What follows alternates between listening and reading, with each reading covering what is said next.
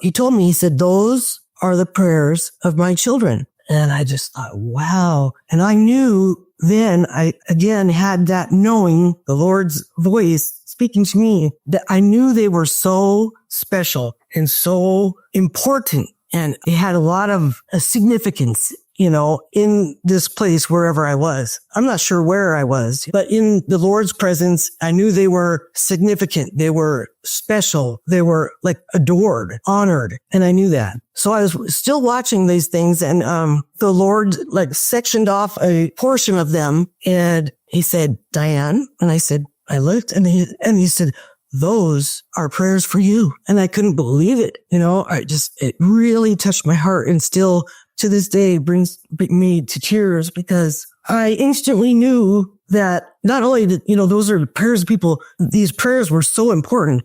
And I knew that a lot of them were from people I had never met. I didn't even know. And so that still just really touches my heart. They had prayers from all over the world for me, and why I was chosen to have this encounter, I don't know. I know there's probably a lot of other people that are more worthy of something like that, or more deserving, or I don't know. But I'm just grateful that I did have it. And so that was, and I'll tell you what you told me before, the last thing I remember him telling me, at the end, but that was going on while I was in the coma in the hospital fighting for my life. I had a PICC line too, because they were giving me strong antibiotics right into my bloodstream because of the sepsis that I also had now. Anyway, bless my family and my children. They came every day. I had visitors, but they'd only let one person in my room at a time for short periods, like 15-minute visits. So they'd come and decorate my room. Valentine's Day came and went. They had hearts and pictures. They put pictures of myself with my family and things on my bulletin board in my room. And because they wanted the medical staff to see that I was a real person with a family and hopes and dreams and all the things that go with being a human being on the earth. Because I didn't look like that at the time. I didn't have any personality. I was just a body laying there being kept alive. So I think this may have been when I actually woke up finally, that I experienced something that was really shocking and terrifying to me. There was a nurse that would come in my room, and the fear that I felt and the just pure rage and hate and everything negative, everything dark, this nurse carried around with him. And I would have these little brief glimpses of cognitive ability. That this is one of those times is when that nurse would come in. And I'm sure it was because the evil and the hate and the darkness and the rage just came from this nurse. And I knew he hated me. He hated my guts. He wanted to kill me, and I knew it.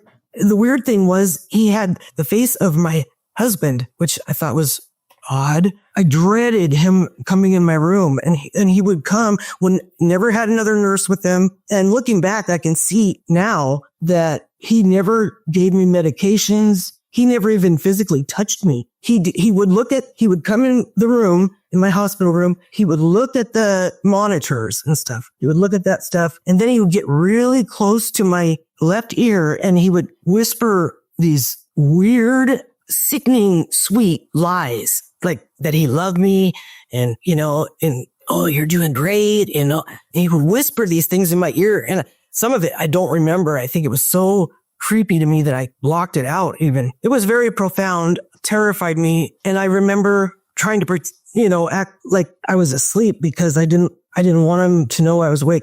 I couldn't understand. I didn't know this person. Why did he hate me so much?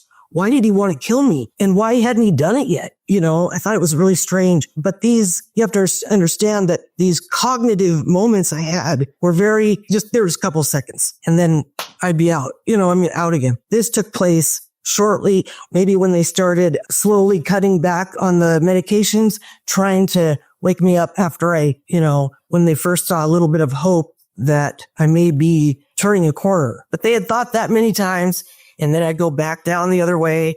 And so I'm not sure when it occurred, but it was during the time that I was in a coma. And so that's one of the things I remember. Another thing is I woke up in the middle of the night, and I knew it was the middle of the night because it was dark in my room. And mind you, I'm on medications that are supposed to not allow you to remember anything, that you're not supposed to be able to move. Paralytic drugs so that I wouldn't pull something out for my own safety, And I shouldn't have woken up. I was in a coma, It's not like you wake somebody up who's sleeping. But I woke up this night and I didn't know where I was.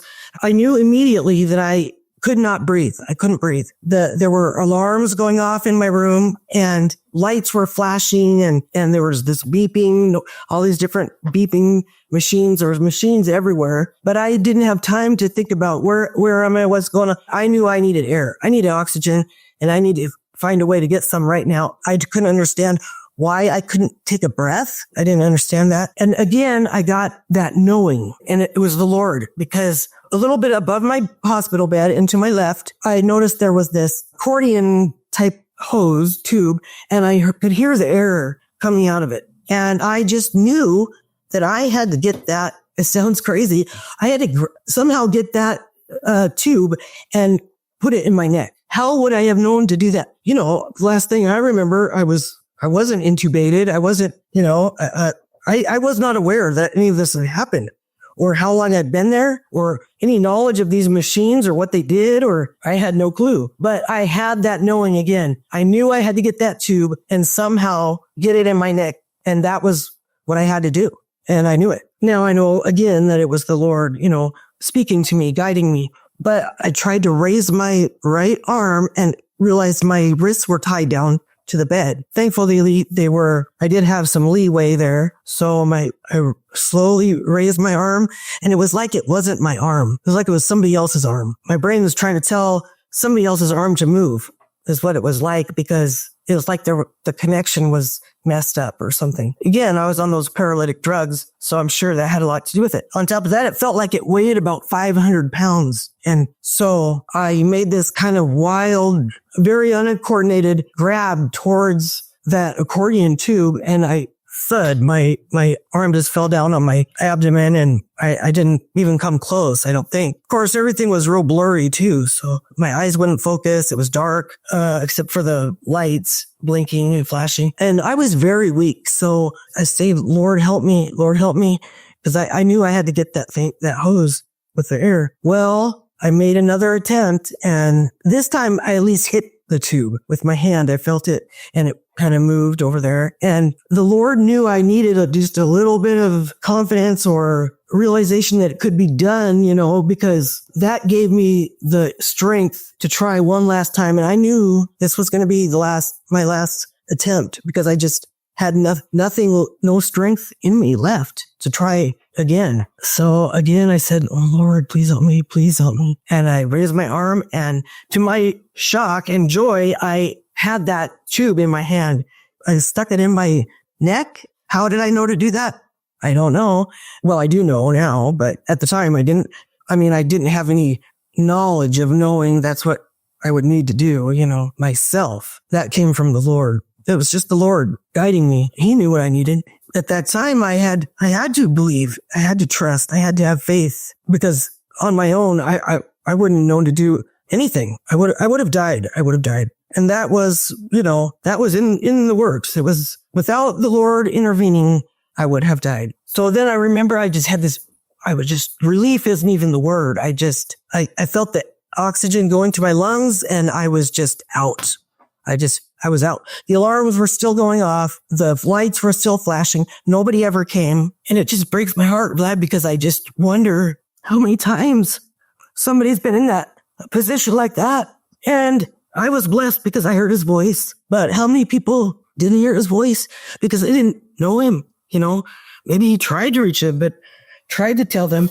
But because they didn't recognize his voice, they didn't, have a relationship with him, they died, and they died without the Lord. And that's sad to me. Anyway, so I lived, but I'm sure that night, if not before, if the Lord hadn't given me that miracle, that night of telling me what I needed to do, give me that knowing, spoke to me in that voice that I recognized in that knowing, I'm sure they would have got a phone call in the middle of the night or early in the morning that I had passed away. And nobody would have ever questioned it because I was very sick. And the doctors told my family, you're just prolonging her suffering at this point. That's all you're doing. You're prolonging her suffering. She hasn't made any improvements. She's actually getting a little worse. Her lungs are so scarred and deeply scarred. There's no coming back from that. Lungs that look like this, and they showed an x-ray of my lungs. They said they can't repair themselves. They can't heal. They will never heal from that. And they were starting to, from what I understand and from hospital records, they were starting to get a little irritated with my family, I think. And I think that they were just thinking, oh yeah, well, no one wants to, they're in denial. Nobody wants to admit that their loved one isn't going to be here anymore. And, but they don't know Jesus, Anyway, yeah, I'm sure I would have been another statistic. But anyway, then going back to my encounter with Jesus, which was the first thing I thought of when I did finally wake up completely from this coma I had been in for almost 2 months. During that encounter with him, the last thing I remember him telling me, and it's kind of funny because when he told me, it just had such a huge, meaningful impact on me. And it was like earth shattering. It was amazing, and I just hung on the words. But this is what he told me. He said that the time on the earth was running out. He said, I'm coming back soon. Now is not the time for people to be foolish with their salvation. And he said, heaven is real. I am real, and hell is real. And he said, tell everyone, is what he told me. And so it was, when he said it, just carried so much eye-opening, impactful message. When I repeated it, or conveyed it, I should say, I didn't repeat it right at first, but when it came from me, I just thought, what? That's not the impact it was supposed to have. I mean, because that's not the impact I got from the Lord, when he said it to me, it just meant so much. But coming from me, it just sounded like what a disappointment. It just didn't sound like it carried the same punch, as it did when it came from him. But when I did finally wake up completely from that coma and had turned a corner, and the doctors were and still are amazed. They can't believe it. They said themselves I was a miracle, and they'd never ever seen anybody as sick as I was. Leave the hospital not in a body bag is what they said. But the first thing, Vlad, that I wanted to relay was that message from the Lord, because I didn't want to disappoint him. I wanted him to be, happy with the way I handled his message and the importance I placed on that message. And I still want to do my best to tell everyone, like he told me. However, it does not carry the same weight that it did for me when he said it. But my daughter was sitting next to my bed when I woke up, my youngest daughter. It was her birthday. I didn't know it then, but she said, Mom, and she looked very surprised to see me awake and focusing on her, like my tracking with my eyes and stuff. And I just shook my head, and she said, Mom, do you know where you are? And I shook my head again, and she said, do you know how long you've been here? And I didn't know. But in my head, I was thinking, well, maybe a week, it's probably been a few days. She said, Mom, you've been here almost 2 months. Thanks for watching. This was just a short clip from the full episode of God's Voice Today podcast. And if you want to see the full interview, it should be coming up on the screen right now. Until next time, have a great rest of the day. And I look forward to serving you and getting to know you more inside of our free private community over at family.godsvoicetoday.com. Talk soon. Bye-bye.